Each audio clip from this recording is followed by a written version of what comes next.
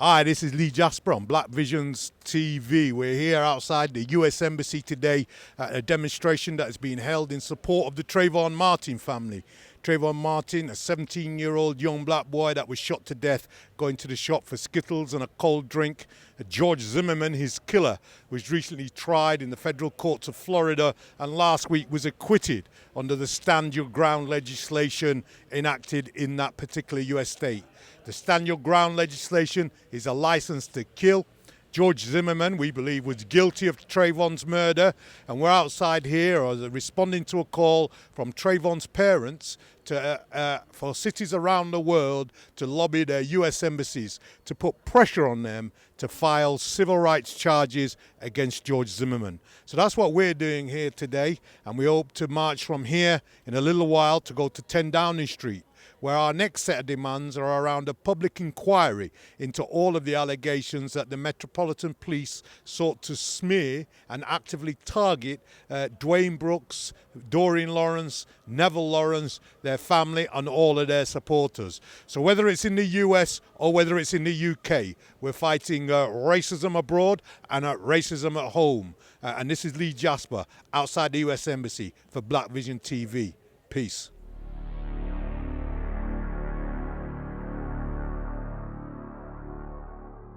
My name is Melanie Atkinson. Welcome to Black Visions TV. We are speaking today for the activist in the name of Zita Holborn. Hello Zita, how are you? Greetings, I'm very well, thank you. I'm the co-founder of Barac UK and I'm the national co-chair of Barac UK. The reason we've called this demonstration today is in response to what's happened to Trayvon Martin and the lack of justice in the USA, but also making the links to what's happening to black people in terms of racism and injustice in the UK. So it's a protest and march against global racism and injustice. So it's also about what's happened to Jimmy Mubenga and Azelle Rodney and the unlawful killing verdicts in the recent inquests. And it's about the police infiltration of anti-racist organisations and spying on the Lawrence family and their supporters. And we're finding more and more revelations that the police have been spying on families, injustice campaigns and wider spread protesters and activists, whether it's about austerity or racism. So we've called the protests collectively on all of those issues. In regards with the Trayvon Martin case, do you think that the outcome will be different in the UK? Well, the outcome would have to be different because we haven't got Stand Your Ground law which would justify that killing. However, if you look at the number of deaths in custody and at the hands of the state that we've seen over the last few years, where no police officer has actually been punished for that crime or those responsible being punished for that crime, actually what we see in the UK is very similar to what we see in terms of racism and injustice in the USA, which whole point of bringing the two issues together and calling a protest against the global injustice and racism. Last year we held a protest outside the USA Embassy shortly after Trayvon Martin was murdered as a solidarity protest, and it was actually initiated by Ava Vidal, who's a comedian and activist, and Barac supported that protest. And then later on in the year we hosted a press conference and a rally outside Downing Street with Trayvon Martin's family. And in terms of the verdict, it's absolutely atrocious. But the issue is the Stand Your Ground law. That law needs to go. We've also heard of a black woman who fired a gun in the air and has got 20 years in prison when she didn't kill anybody. And we have to remember that it took 41 days before they even did anything with George Zimmerman afterwards. So they were quite happy for him to walk free, to murder a young black man and go about his daily business and not worry about it. It was only through the pressure across the USA and internationally that they actually arrested him eventually. If we're silent about what's happening, nothing's going to change.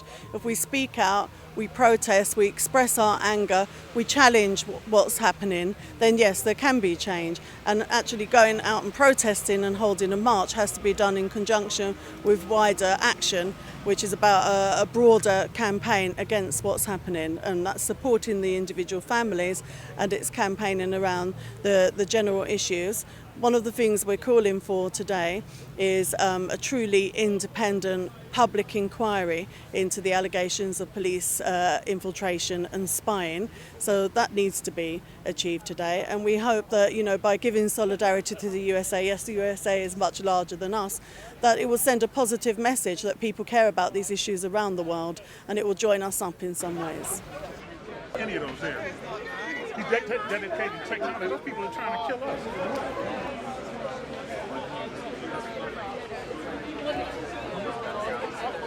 No justice! No peace! Let me see them hands in the air. See if you can get some of that black power feeling going on. No justice! No peace! No justice! No peace! No justice! No peace! What do we want?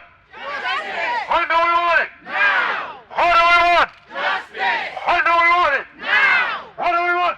Justice! When do we want it? Now! What do we want? Justice! When do we want it? Now! What do we want? Justice! When do we want it? Now! What do we want? Justice! When do we want it? We are here today to stand in solidarity with the parents of Trayvon Martin, a 17-year-old black boy that went out in a hoodie to buy a can of cold drink and a Skittles and ended up dead at the hands of George Zimmerman, a white vigilante neighborhood watch racist who decided he was the law, judge and jury of the land and took out a 17-year-old black boy without any consideration for law, legal process or anything.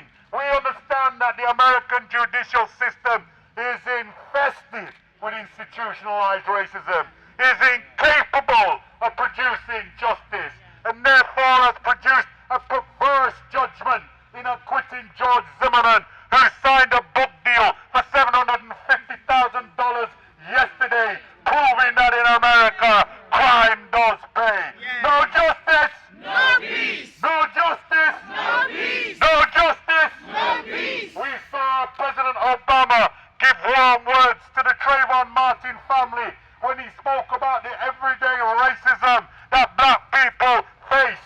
The problem is with President Obama's words is he's taken no action to deal with racism in America, and he has no sympathy for the millions of Muslim parents who have lost their children at the hands of his mechanized drone warfare. No justice! No peace! No justice! No peace! No justice! No peace! So we send out our solidarity to the Trayvon Martin family here today. Raise your fist in the air. Let the camera people see that we're here supporting Trayvon Martin. We march to 10 Downing Street later on, and there we deal with the racism of the Metropolitan Police Service that was sent to spy, infiltrate, smear, and damn nearly killed Dwayne Brooks in the process after they infiltrated the Lawrence campaign.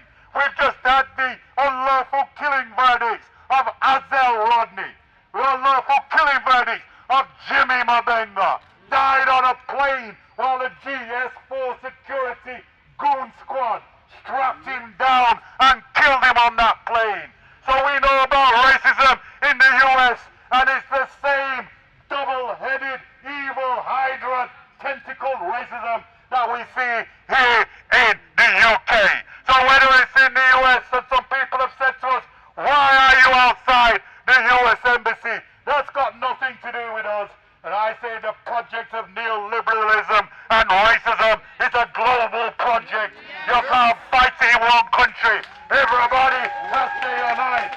So we're going to stand together today, march to Downing Street. George Galloway is going to address us outside number 10 Downing Street, along with a range of other speakers.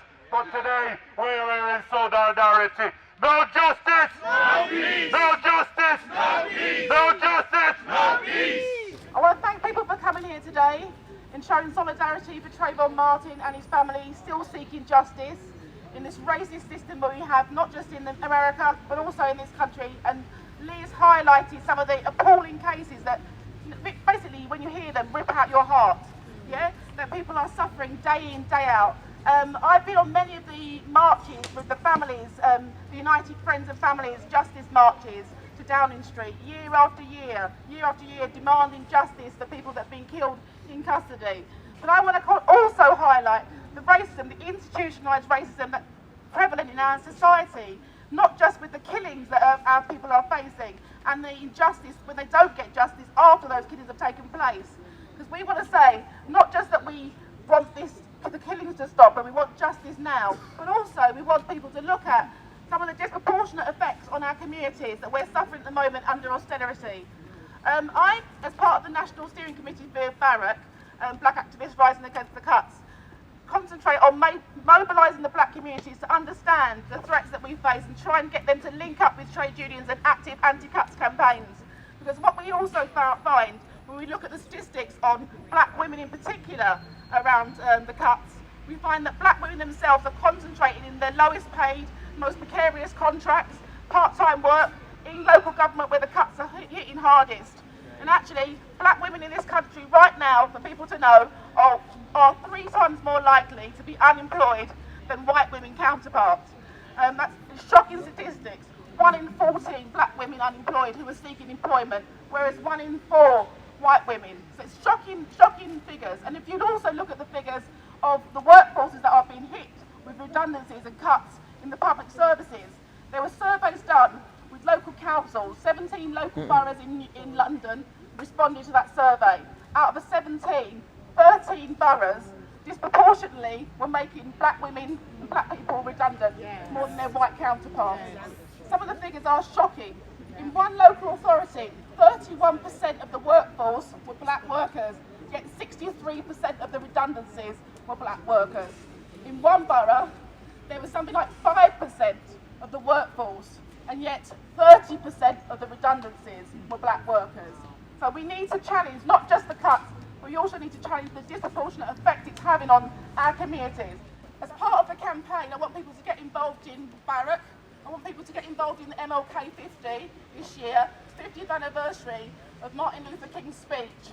And really what we're saying is that we want equality in our lifetime. We don't want to leave a legacy for the next generation down below us that's worse than what our parents left us. So we need to fight as strong as our parents fought for us.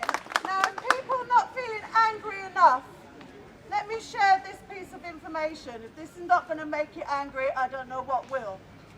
George Zimmerman has just landed a book deal for $750,000.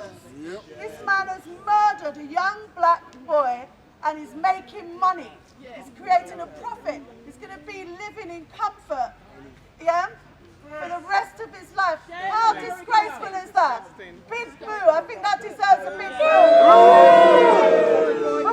boo. Shame. Shame on the American government. Shame on Florida for having that stand your ground law. And we shouldn't forget that for 41 days he walked through. It was only because of protest and public outcry that they actually did anything. They were quite happy to have a law that says you can murder a young black man and then you can walk off and go about your business. It's all right, it's lawful. It's an absolute disgrace. And what's happening now, activists in the USA are calling for a complete boycott of Florida. So that includes the orange juice, it includes all the products they produce, it includes your Disneyland and Universal Studios and God knows what else other theme parks they've got over there, the cruises, the holidays. So anybody book their holiday to Florida this summer? You're not going to fit it anywhere, are you? So we need to boycott. That's what happened in South Africa against apartheid. I'm part of AXA, which is a successor organisation to the anti-apartheid movement. That anti-apartheid movement led a global boycott of South African goods. And that's what we need to do with Florida and any other area where this injustice and racism occurs.